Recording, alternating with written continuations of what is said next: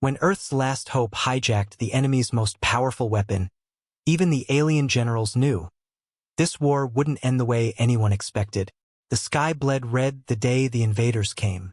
Towering war machines, sharp as blades and merciless as storms, descended on Earth without warning. These monstrosities weren't piloted by flesh but by the relentless cold of alien AI.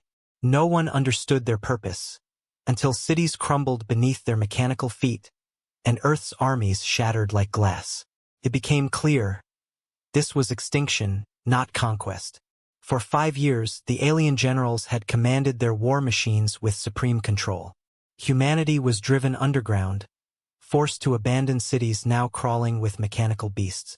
Only a few pockets of resistance remained, scattered and uncoordinated. Among them was a secret research cell, a group of renegade scientists, hackers, and ex-military operatives who refused to die quietly. The mission was clear but suicidal. If humanity couldn't build weapons strong enough, they'd steal the enemy's own. Captain Dax Miller knelt inside the ruins of a collapsed subway station, sweat trickling down his forehead despite the bitter cold. His earpiece buzzed. "Team Beta status?" he whispered.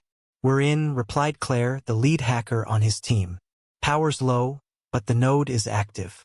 Give me 5 minutes to breach their comm network." Dax glanced up at the war machine looming outside the station's cracked roof, its insect-like legs clanking rhythmically as it scanned for survivors. These behemoths were nicknamed Reapers, cold killers programmed to hunt and destroy anything breathing. Dax knew that a single mistake tonight meant death for all of them. "We don't have 5 minutes, Claire," Dax hissed, gripping his rifle tighter. The plan was desperate. Infiltrate the alien comm grid and inject a virus, disabling the machines long enough for human forces to hijack their systems. But the complexity of alien code was mind-bending, a labyrinth of shifting data, changing faster than any human mind could comprehend. Even their best hackers could barely keep up. Claire's voice crackled in his earpiece again. Wait, holy hell, what?" Dax demanded. "The code. Learning from me." She sounded horrified, but also intrigued. "It's adapting in real time. It's not just AI. It's evolving." Dax's stomach dropped. If they didn't move fast, the alien systems would recognize the intrusion and vaporize them. "Claire, focus. Can you break it or not?" A pause. Then a slow chuckle. "Not just break it. I think I can control it." Moments later, a deafening rumble shook the station as the Reaper standing above them stopped mid-scan. Its lights flickered and shifted from a menacing red to a soft, eerie blue. Dax's heart raced. "What the hell did you do?" Claire's voice trembled with disbelief. I told it to stand down. And it listened." The Reaper, a machine that had once slaughtered entire battalions, lowered itself like a docile creature. Its cannons powered down, and its sensors scanned the humans with newfound neutrality. "It's responding to our commands," Claire whispered, astonished. "It thinks we are its masters now." Dax didn't have time to process the miracle. "Everyone, mount up. We ride this thing out of here." In a flurry of movement, his team clambered onto the Reaper's spindly legs and accessed its internal systems through Claire's hacked tablet. The machine roared to life, but this time it moved with human purpose. They weren't running anymore. They were taking the fight back. At sunrise, the first human-controlled Reaper stormed into an alien outpost. The invaders barely had time to react as their own war machine, once their invincible enforcer, now unleashed hell upon them. Energy blasts ripped through alien barracks, while drones scrambled in confusion, unsure whether to engage or retreat. By the time the dust settled, Dax's team stood victorious among the wreckage, breathless but alive. Word spread like wildfire. The impossible had happened. Humans had hijacked an alien war machine. And it was only the beginning. In the following days, resistance cells around the world began using Claire's code to override alien technology. Machines once programmed to exterminate humanity were now instruments of rebellion. Reapers, drones, and walkers fell under human control, turning the tide of the war. The alien generals, watching from their command ships in orbit, were stunned. Their war machines were supposed to be flawless, impervious to tampering. And yet here were humans, primitive, outnumbered, and outgunned, wielding their own weapons against them. It was more than just a tactical setback. It was humiliation. They learned too fast, one alien general hissed, his slitted eyes narrowing in frustration. This wasn't in the calculations. Another general, larger and scarred from centuries of battle, snarled. They were supposed to crumble. How are they doing this? No one had an answer, and that terrified them. But victory came with a price. The more humans controlled alien technology, the more dangerous the machines became. The AI systems they'd hijacked were unstable, prone to glitches, unpredictable shifts in behavior. Some of the machines, despite their new programming, exhibited flashes of autonomy, as if fighting against their new masters. And then there was the ethical dilemma. Not everyone trusted the machines they now commanded. Some resistance leaders feared that relying on alien tech would corrupt humanity, making them no better than their invaders. Others believed that mastering these machines was humanity's destiny, a sign that they were meant to rise above even the most advanced alien species. Dax stood at the center of this debate, torn between his duty as a soldier and the growing unease in his gut. He knew they were walking a fine line, balancing on the edge of triumph and disaster. But there was no turning back. Not now. Not when they were so close to victory. Just as humanity began to believe they might win, the aliens struck back. Massive dreadnoughts descended from orbit, unleashing waves of new machines, ones far more advanced than the Reapers. These were not designed for control or tampering. They were weapons of pure destruction, programmed to incinerate anything in their path. The first human-controlled machines fell within hours, crushed beneath the weight of the new alien assault. Panic spread across the resistance. It seemed the aliens had finally adapted, bringing weapons beyond human understanding. But Dax wasn't ready to surrender.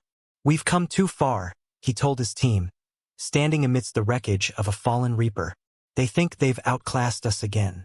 Let's show them just how wrong they are." He turned to Claire. "Can you crack the new machines?" Claire bit her lip, glancing at the alien code streaming across her tablet. "It won't be easy. But yeah, I can do it." Dax grinned, a fierce determination burning in his eyes. "Then let's get to work." The stage was set for the final battle, a war not just of weapons, but of wills. Humanity had crossed a line no one thought possible, mastering alien technology and turning it against its creators. But with the alien generals regrouping and new horrors descending from the skies, the question remained. Could humanity finish what they had started? Or would they fall beneath the weight of their own rebellion? The air reeked of smoke and metal. Cities lay in ruins, yet for the first time in years, hope flickered across Earth's resistance networks. Armed with knowledge, humans had begun to control the alien war machines, machines that once hunted them. But with victory in sight, the alien generals unleashed their ultimate weapon, Omega drones. These new mechanical titans were immune to Claire's viral hacks. Worse still, they hunted down every hijacked Reaper, bringing humanity's rebellion to a standstill. As the alien generals watched from orbit, they believed they had humanity cornered at last. But Captain Dax Miller knew better.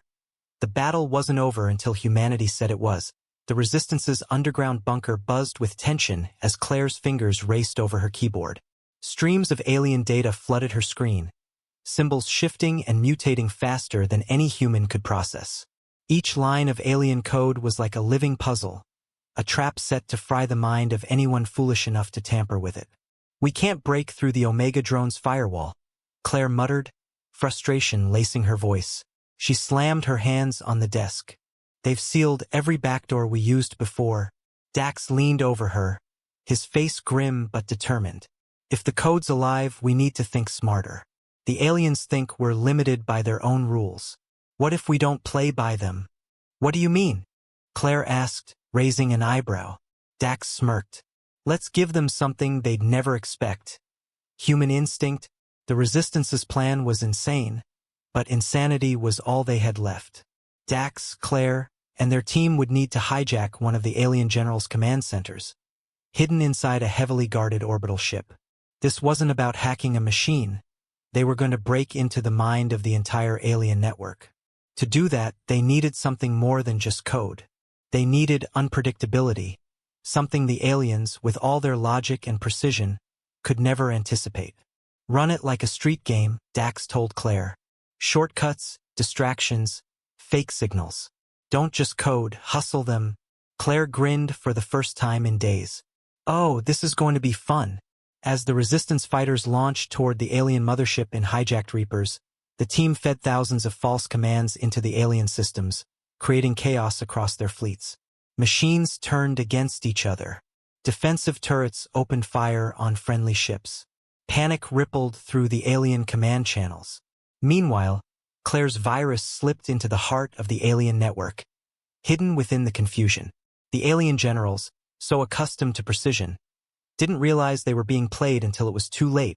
Inside the alien command ship, Dax and his team fought their way through corridors of silver steel and cold, glowing panels. The alien guards, 7-foot-tall creatures with insect-like armor, were relentless. But Dax had learned to predict their movements, their combat sequences as precise as the machines they controlled. "Keep moving," he shouted as they pushed toward the command room. Claire followed close behind, carrying a portable terminal loaded with the virus that could shut down every alien war machine on Earth. Finally, they burst into the central chamber, where the lead alien general awaited them. Its yellow eyes narrowed as it regarded the humans before it with a mix of disbelief and fury. "How?" the general hissed, its voice dripping with contempt. "Your kind should not have survived this long. You are chaos wrapped in flesh." Dax smirked. "That's exactly why you lost." Without another word, Claire plugged the virus into the ship's main console. The alien general lunged forward, but Dax was faster. He drove a blade deep into the creature's chest, twisting it as sparks flew from the alien's armor. "Too slow," Dax whispered as the general collapsed. Behind him, Claire's tablet beeped. "It's in. Every machine on Earth is ours. The Omega drones, those unstoppable engines of destruction, shuddered mid-flight. Across the battlefield, alien machines halted as new commands flooded their systems. In unison, they turned toward their former masters. For the first time in history, the hunters became the hunted.